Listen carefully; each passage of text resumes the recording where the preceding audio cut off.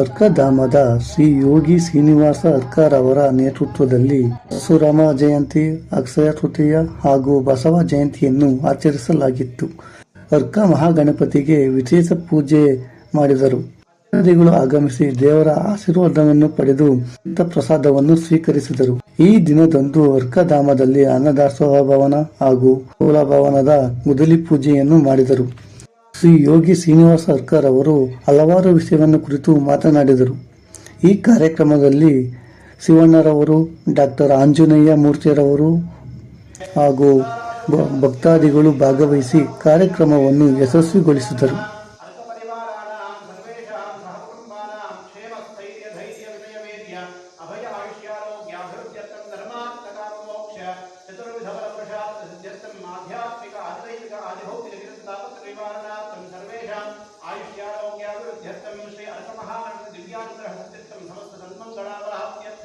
आचार्य श्री हस्तेन अष्टोत्तर नामांतर पूजांच करिष्ये इति संकल्प्य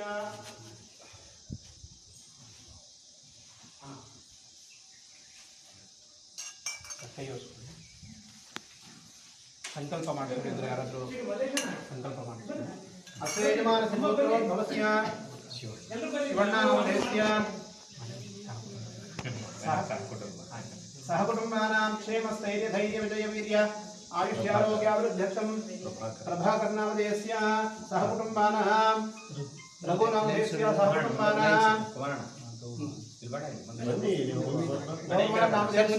सहकुटुंबानां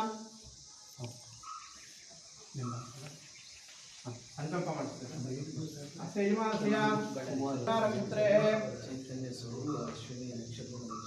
अश्विनी नक्षत्र वेशराशो चैतन्य स्वरूपाधेयवते सहकुटुंबानां संकल्प भारद्वाज गोत्रोद्भवस्य राघवेन्द्र नामधेयस्य धनुराशो मूल नक्षत्रे जातस्य प्रेमलता धेयवते रेवती नक्षत्रे विराशो जातायाः ज्योति धेयवते रेवती नक्षत्रे विराशो जातायाः वैष्णवी धेयवते पुष्य नक्षत्रे कर्कटराशो जातायाः अमृता धेयवते अश्विनी नक्षत्रे मेषराशो जातायाः सहकुटुंबानां तस्यैजमानगोत्रोद्भवस्य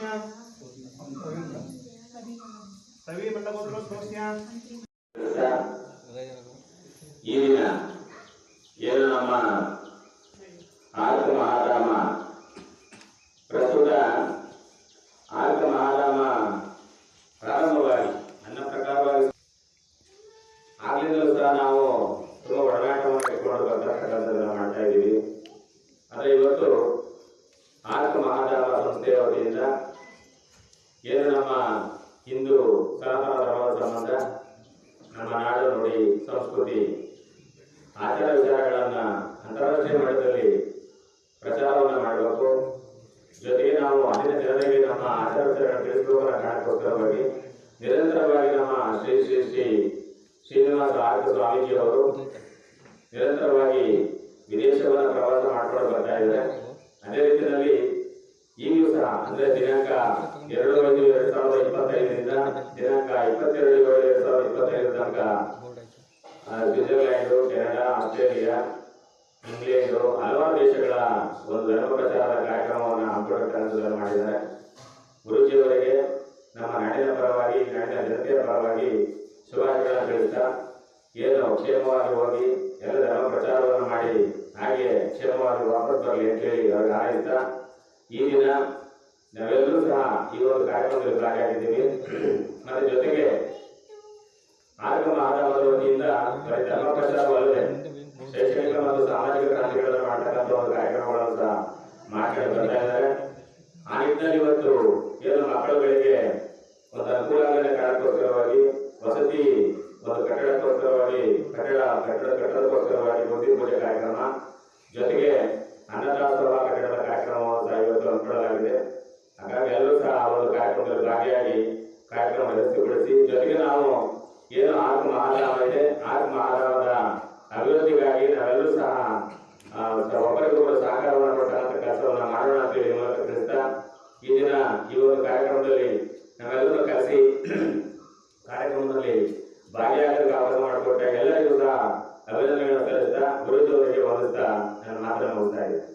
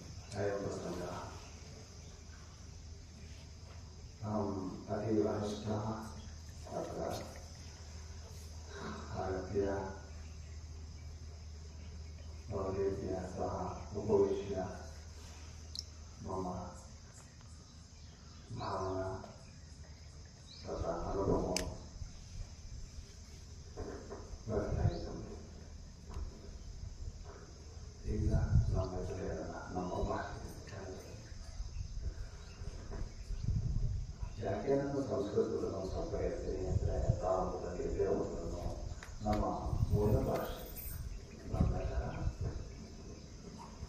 ಮಾತೃಭಾಷೆ, ಎಲ್ಲರ ಮಾತೃಭಾಷೆ. ಅದು ವಿದೇಶದಲ್ಲಿ ಕೂಡ ಸಂಸ್ಕೃತವನ್ನೇ ತೆಗೆದುಕೊಂಡು ಆ ಶಬ್ದಗಳನ್ನು ತುಂಬ ಉಪಯೋಗಿಸ್ತಾರೆ. ಯಾವುದೋ ಭಾಷೆಗಳಲ್ಲಿ ಸ್ಪ್ಯಾನಿಷ್ ಆಗಿರ್ಬೋದು, ರಷ್ಯನ್ ಆಗಿರ್ಬೋದು, ಇಂಗ್ಲೀಷ್ ಭಾಷೆ ಆಗಿರ್ಬೋದು. ನಮ್ಮ ಸಂಸ್ಕೃತ ಶಬ್ದಗಳು ಬಹಳ ಇವೆ. ಆದ್ದರಿಂದ ವಿದೇಶದ ಭಾಷೆಗಳಲ್ಲಿ ನಮ್ಮ ಮಾತೃದೇಶದಲ್ಲೂ ಇದೆ. ಅದೇ ಆಯಿತು. ಈಗ ನಮಗೆ ಈ ರೀತಿ ಸೇರೋಕ್ಕೆ ಕಾರಣ ಏನು, ಮೂಲ ಕಾರಣ ಏನು? ಒಂದು ವಿಶೇಷವಾದ ಹಬ್ಬ, ಉತ್ಸವ ಮತ್ತು ಎಂದೆಂದು ಮರೆಯಲಾಗದಂತಹ ಮಹಾನ್ ಪುರುಷ ಅಥವಾ ಮಹಾಪುರುಷರು ಜನ್ಮದಲ್ಲಿ ನಾವು ಕೂಡ ತಿಳಿಯಬೇಕಾಗುತ್ತೆ ಕೆಲವರಿಗೆ, ವಿಜಯ ಓದಿದವರಿಗೆ. ಮತ್ತು ಇದು ಹೇಗೆ ತುಂಬ ಚೆನ್ನಾಗುತ್ತೆ ಅಂತ ಅಂದ್ಬಿಟ್ಟು ಒಂದು ಯೋಜನೆ ಇದೆ. ಅದನ್ನು ಕೂಡ ಯಾಕಂದ್ರೆ ನಾನು ಪಕ್ಕೂರವನೇ, ನನಗೊಂದು ಅಷ್ಟು ಐಡಿಯಾ ಇರ್ಲಿಲ್ಲ. ನಾನು ಇವಾಗ 2 ಸಲ ಬಂದ್ಮೇಲೆ ಗೊತ್ತಾಗ್ತಿಂತರ ಎಜುಕೇಶನ್ ಇರ್ಬೋದು, ಧ್ಯಾನ ಇರ್ಬೋದು, ಮತ್ತೆ ಸೋಷಿಯಲ್ ಆಕ್ಟಿವಿಟಿಗಳೆಲ್ಲ ಚೆನ್ನಾಗಿ ಆಗ್ತಿದೆ. ಇವತ್ತು ಸಹ 2 ಕಟ್ಟಡಗಳಿಗೆ ಗುದ್ದಿ ಪೂಜೆ ಮಾಡಿ, ಅದು ಸಹ ಒಳ್ಳೆ ದಿನ ಇವತ್ತು, ಪರಶುರಾಮರು ಜಯಂತಿ ದಿನ. ನಿಮ್ಗೆ ಏನಂತ ಅನ್ಸಿದೆ? ಅಲ್ಲ, ಇದೊಂದು ಸೌಭಾಗ್ಯ ಅಲ್ವಾ? ಯಾಕಂದ್ರೆ ನಮಗೆ ನಾವೇನೇ ಒಳ್ಳೇದು ಮಾಡ್ಕೊಳ್ಳೋದು ಅದು ಭಾಗ್ಯ. ಈ ನಾವು ಪರರಿಗೆಲ್ಲರಿಗೂ ಸುತ್ತಮುತ್ತ ಇರುವ ಸಮಾಜಕ್ಕೆ, ಜನಗಳಿಗೆ ಯಶಸ್ಸು ಮಾಡಬೇಕು ಅನ್ನೋದು ಸೌಭಾಗ್ಯ. ಅದು ಸೊ ಒಂದು ಅವಕಾಶ ಸಿಕ್ಕಿದೆ, ಹೇಗೋ ಬಂದಿದೆ. ನೀವೆಲ್ಲನೂ ನಿಮ್ಮಂಥವ್ರು ಒಳ್ಳೆ ಹೃದಯವಂತರು, ಮತ್ತು ಅದೇ ರೀತಿ ನಮ್ಮ ರೀತಿನೇ ನೀವು ಭಾವನೆ ಇಟ್ಕೊಂಡಿರ್ತಕ್ಕಂಥವ್ರು. ನಮ್ಮ ದೃಷ್ಟಿನೂ ನಿಮ್ಮ ದೃಷ್ಟಿನೇ ಆಗಿದೆ. ನನಗೆಲ್ಲ ಸುತ್ತಮುತ್ತ ಇಲ್ಲಿ ಬಂದಿದ್ದಾರೆ. ಇವಾಗಲೇ ನನ್ನ ಹಿಂದೆ ಇರೋರು ಕೆಲವು ಕಣಿಯನ ಉಂಡಿಯಿಂದನೋ ಅಥವಾ ಪಕ್ಕ ಮಾದಳ್ಳಿಯಿಂದ, ಸುತ್ತಮುತ್ತ ಸರ್ಗೂರಿಂದ ಭಾಳ ಬಂದಿದ್ದಾರೆ. ನಾನು ಯಾವಾಗಲೂ ಅದನ್ನೇ ಹೇಳ್ತಾ ಇದ್ದೆ. ನಾನು ವರ್ಷಾನುಗಟ್ಟಲೆ ಹಿಂದೆಯಿಂದ ನಾನು ಇಲ್ಲಿ ಹೆಚ್ಚಿರಕ್ಕೆ ಅವಕಾಶ ಆಗಲಿಲ್ಲ. ವಿದೇಶದಲ್ಲೇ ಸಂಚಾರ ಮಾಡ್ತಾ ಇದ್ದೆ ಯಾವಾಗ್ಲೂ.